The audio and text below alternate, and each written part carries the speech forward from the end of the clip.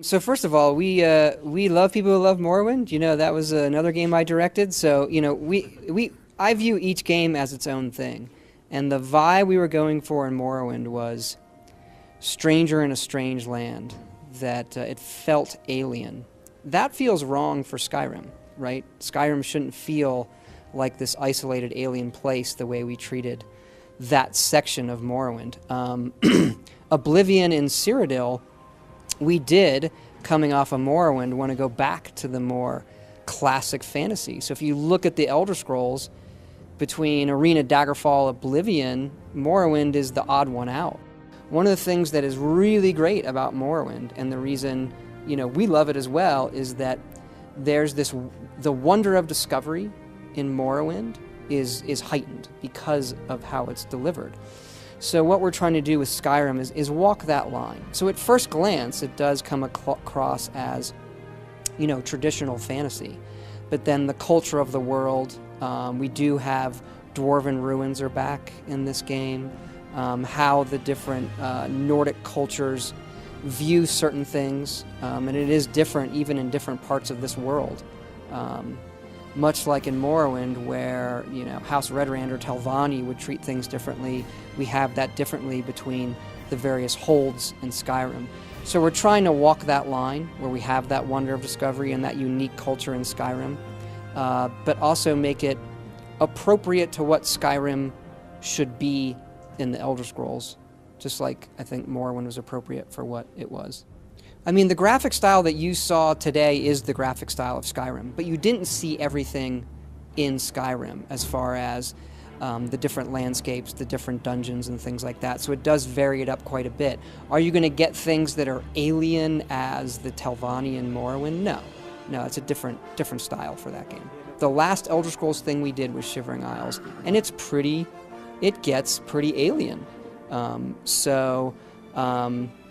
I would never rule it out. We just kind of do what we're excited about for that time and what we think is appropriate visually for the game we're doing. And we do think no matter what happens in the future, we'll treat each game as its own entity. And we're perfectly comfortable with people arguing over it, you know. I have no doubt people will play this game, no matter how much you put into it. They'll say, I liked Oblivion better, or I like Daggerfall better, I like Morrowind better. Because they each kind of have their own tone and things that they'll do well and things they won't do as well as another game for one reason or another. There's always more fidelity graphically that you can put in something. So if we had a new system that had more memory and pushed more polygons, the game would have a bit more detail on things. But honestly, with HD graphics now, we're able to make it look the way we'd want it to look. So things might, have more detail close up, but I think environment-wise, 20 feet in front of you would probably look the same. More speed will allow you to always put more detail, put more people on the screen. We wouldn't have to make as many choices between how many polygons or memory do we put in the environment versus the people. So our bigger cities still have walls that load you. So that if we were on a next-gen system, that might be something we wouldn't have to do memory-wise, to section that off. But at the end of the day, the experience is kind of the same. You would just be walking smoothly into that city as opposed to clicking the door, waiting for the load, and then going in. I don't know how... I don't really dwell on those things, to be honest, like what we can't do this and we can't do this. So I'm kind of thinking on my feet, things that we could do. For the most part, the list that we made of technical features we wanted after Fallout 3, we got all those done and then kept going. We got more done technically than we had planned on. Most of the things you're going to get out of a new console are mostly graphical. So right now, we're able to do whatever we can design and have time to code and balance and those kind of things, role-playing wise, stats, systems, AI, relationships, dynamism, all that stuff, we're able to get it all done. The hardware isn't holding us back in any way. There are a lot more traps. You saw a few traps there. We've gone a long way with traps. They're a lot of fun. So there's a lot more of that, and and spatial puzzles with things like that. When it comes to like the kind of more adventure gamery puzzles that you saw there, I don't know the exact number, to be honest. More than we've done before. That's the best way to say it. We're currently around 120, which is a lot. And then we have what we call POIs, points of interest. They're like, little mini encounters that we have outside. It might just be an altar with some necromancers around it, something like that. And there's well over 100 of those at last count. I don't have an exact number of that either. The numbers get so big that we stop counting these kind of things, so a lot, yeah. So the giants have their own camps. And for some of the creatures that are like natural creatures and they roam and do stuff, they just are what they are, whether it's we have wolves and deer and elk, and they have their little dens, but we don't have to spend a lot of time on how they live. When it comes to like giants, the draugrs that you saw, we have some other creature types we're not talking about yet. We've really not got into like just, okay, this is who they are, but then where do they live? How do they live? What's all the clutter that goes with that? So when you see giants in the game, they're often with mammoths. We didn't show that today, but we will in the future. And their camps and their fires and how they dress themselves. Things like that we've really gotten into to make it believable, as opposed to just, here's a creature and they walk around, they attack you. So that would be the difference. And there are obviously some creatures that are more important than others that have gotten more attention. And in the future, we'll be showing more of the creatures and more of how they live and where they live. Gods of the Elder Scrolls are still the gods of the Elder Scrolls, whether they're the Aedra, the 8-9 divines, or the Daedra. They're all not all. A lot of them make an appearance again. I think that's part of what's cool about the Elder Scrolls. So even though this game isn't Oblivion, it's the presence of Oblivion being this, other place that has multiple planes of existence and gods that rule over them. Not gods, Daedra. That's still a big part of this world. I don't want to spoil it, but that is the place where we get to do probably historically our most interesting quests. The ones that feel really unique when you get into those really high fantasy kind of activities. They do end up being some of the most fun stuff, and then the rewards end up being some of the best.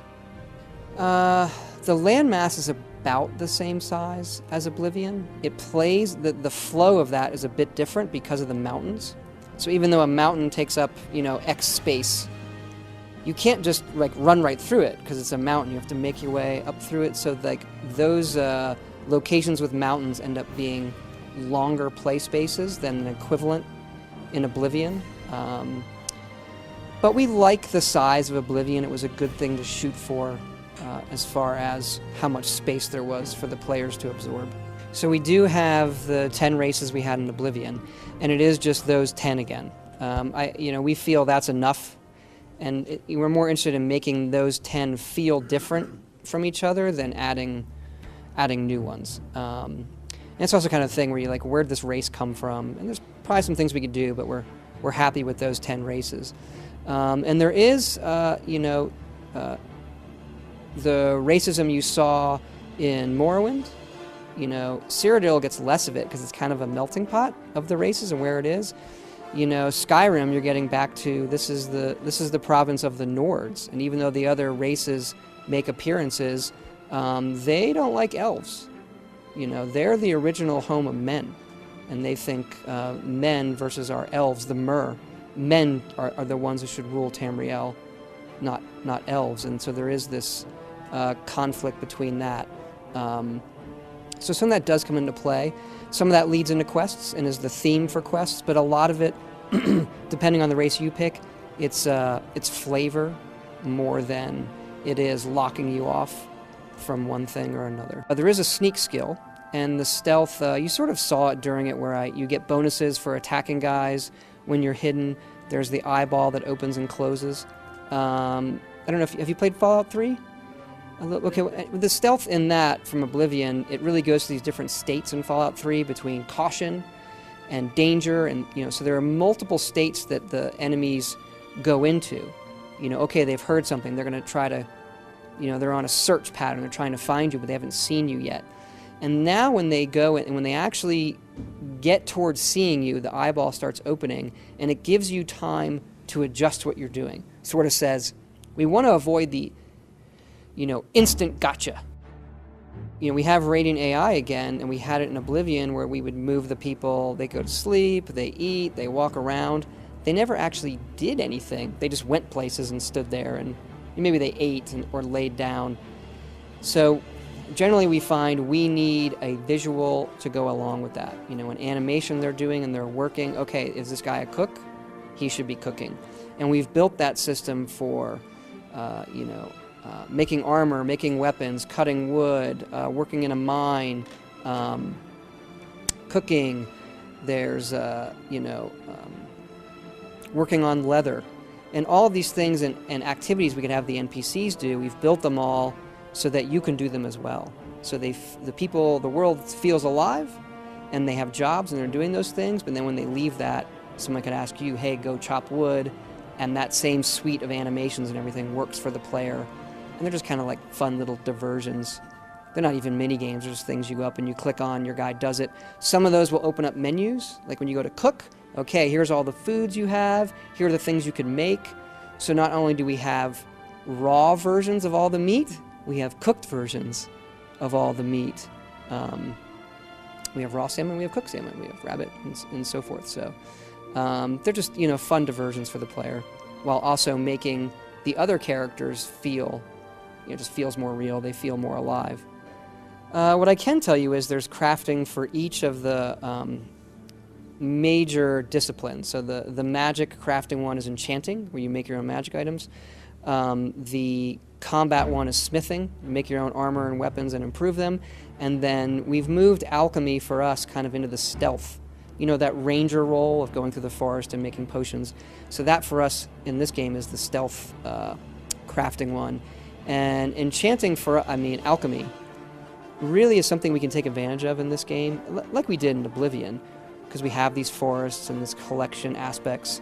So we're not quite talking about alchemy yet, how it works, but it does work a bit differently than Oblivion in some interesting ways. Alchemy, smithing, and enchanting are all skills, and so you'll level up by doing those things, and you're also going to create the most interesting items you can create come out of those versus cooking or chopping wood or those kind of things. The easy answer is it's just more manpower and more time. Our level design staff and our art staff is bigger, and they have really taken to making these all unique. So obviously with that number, there's going to be some gameplay things or things we do that repeat, but not in the same way. Visually and design-wise, each of the dungeons plays out differently. Some of those are tiny, so that number is very big, but I'd say at least half of those are small. You go in, you come out, it may have been 15 minutes, but you feel like you accomplished something. And they range from that to the 1 to 2 hour epic dungeon.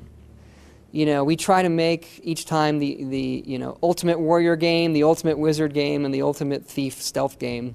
And so we want to pay off on all those gameplay styles. Guilds are where we do that, but they're different than we've done before, but we still want to pay off on people who want to perform those roles.